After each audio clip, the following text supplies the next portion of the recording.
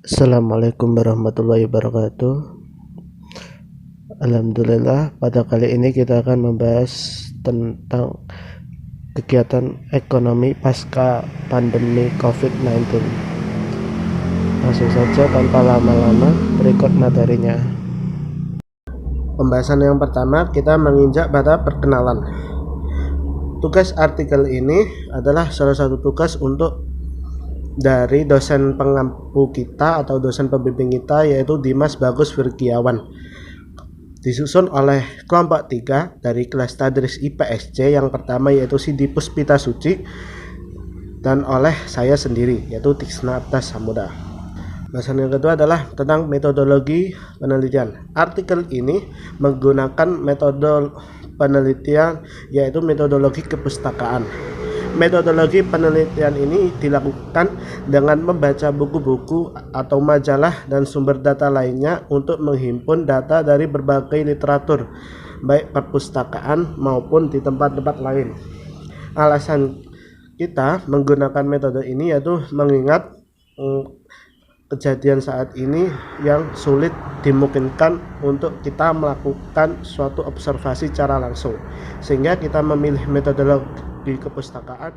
Dan yang ketiga yaitu perkembangan COVID di Indonesia. Sebelum kita menginjak ke COVID di Indonesia, maka kita harus mengetahui apa itu COVID. Coronavirus adalah virus RNA dengan ukuran partikel 120 hingga 160 nm. Virus ini utamanya menginfeksi kepada hewan, salah satunya ialah kelelawar dan unta. Saat ini penyebarannya dari manusia ke manusia, sehingga transmisinya itu sangat kuat. Transmisi atau penyebaran COVID ini dari pasien aktif terjadi melalui droplet atau virus yang keluar saat batuk atau bersin. Laporan kasus pertama di dunia itu terjadi di Wuhan, China pada tahun 2019 yang lalu, sehingga pada peningkatan kasus ini setiap hari bertambah dan memuncak itu kisaran pada bulan Januari hingga awal Februari tahun 2020. COVID sendiri masuk ke Indonesia itu pertama kali ditemukan kasusnya itu pada tanggal 2 Maret 2020, sejumlah 2 kasus pertama. Data di Indonesia terakhir kita himpun tanggal 24 Februari 2021 itu menunjukkan kasus aktif berjumlah 157.705 kasus dengan jumlah kematian 35.518 kasus kematian. Tingkat mortalitas di Indonesia ini adalah tingkat mortalitas yang paling tinggi di Asia Tenggara. Dengan dilihat dari data tersebut, kondisi ini sangat tentu berbahaya. Penyebaran COVID-19 dengan begitu besar dampak dahsyatnya membutuhkan penanganan yang serius. Bahwa COVID di Indonesia ini sudah pada titik krisis yang berpengaruh terhadap aspek multidimensional di bidang sosial, politik, ekonomi, dan budaya. Maka dari itu diperlukan penanganan khusus dari pemerintah melalui kebijakannya, karena prevalensi penyebaran virus COVID-19 telah menyentuh seluruh lapisan masyarakat, mulai dari remaja hingga kalangan tua. Jika hal ini dibiarkan, bahkan tidak mungkin Indonesia akan merugi secara material maupun non-material. Maka selanjutnya pada pembahasan selanjutnya adalah tentang kebijakan-kebijakan yang sudah dilakukan oleh pemerintah Indonesia. Sesuai dari tokoh dunia yaitu John Locke dan Stuart Mill, yang dikutip oleh Winarno, mengungkapkan bahwa keterlibatan warga negara dalam proses kebijakan publik sangat penting karena mampu memberikan pengetahuan dan kemampuan bagi warganya untuk mengembangkan rasa tanggung jawab dalam pelaksanaan kebijakan tersebut.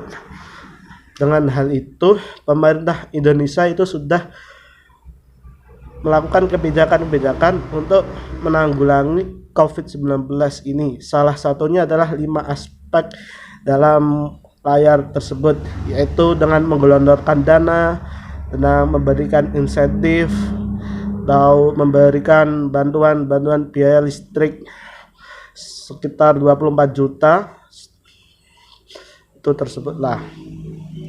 Perlu diingat juga teman-teman bahwa sebuah kebijakan yang dikeluarkan pemerintah itu diperlukan keharmonisan antara warga negara dan pemerintah, karena keduanya menjadi penentuan keberhasilan pemulihan perekonomian pasca COVID-19. Sebab sebuah kebijakan itu merupakan media bagi pemerintah dan masyarakat untuk berinteraksi dan menyatukan pengetahuannya. Sebuah kebijakan itu juga harus mencakup kepentingan berbagai pihak sehingga mampu terpenuhinya kebutuhan. Proses pengelolaan kebijakan ini merupakan proses interaksi yang berlangsung antara negara dan masyarakat. Oleh sebab itu, dari negara dan masyarakatnya itu harus seimbang, harus berjalan seiringan. Jangan sampai ada kesalahpahaman dari keduanya. Kebijakannya bagus, tapi warganya tidak mematuhi, kan tidak untung juga kebijakan tersebut.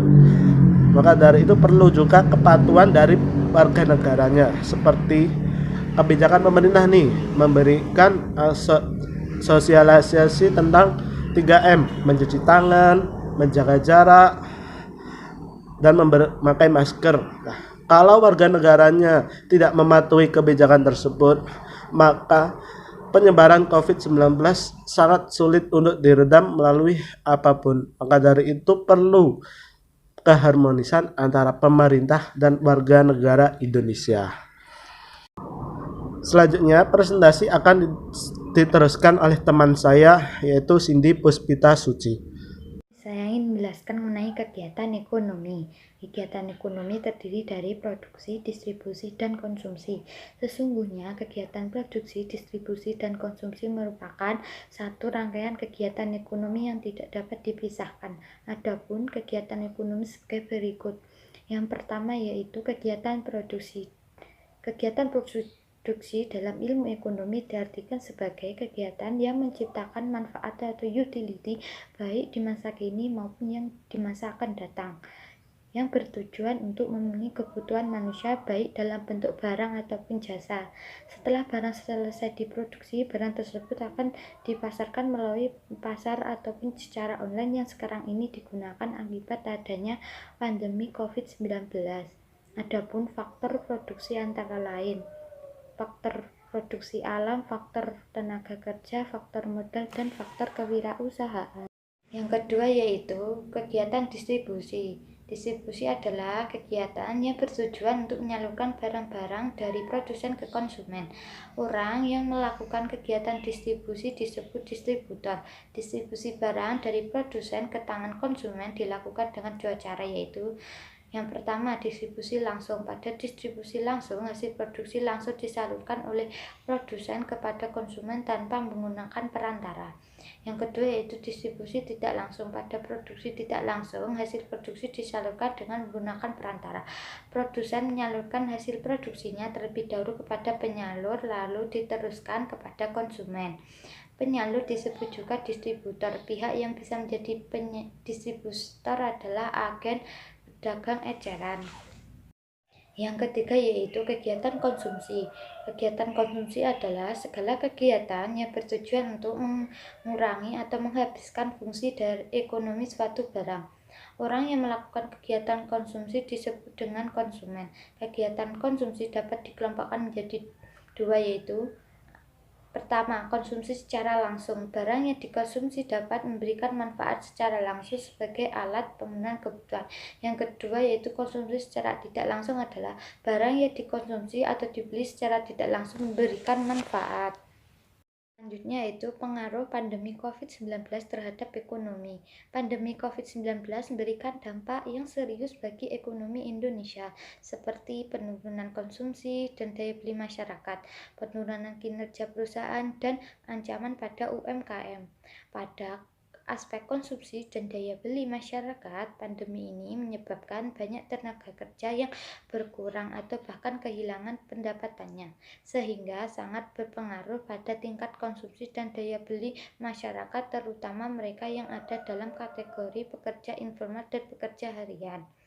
Hal ini menyebabkan turunnya daya beli masyarakat akan barang-barang konsumsi yang akan memberikan tekanan pada pihak produsen dan penjual.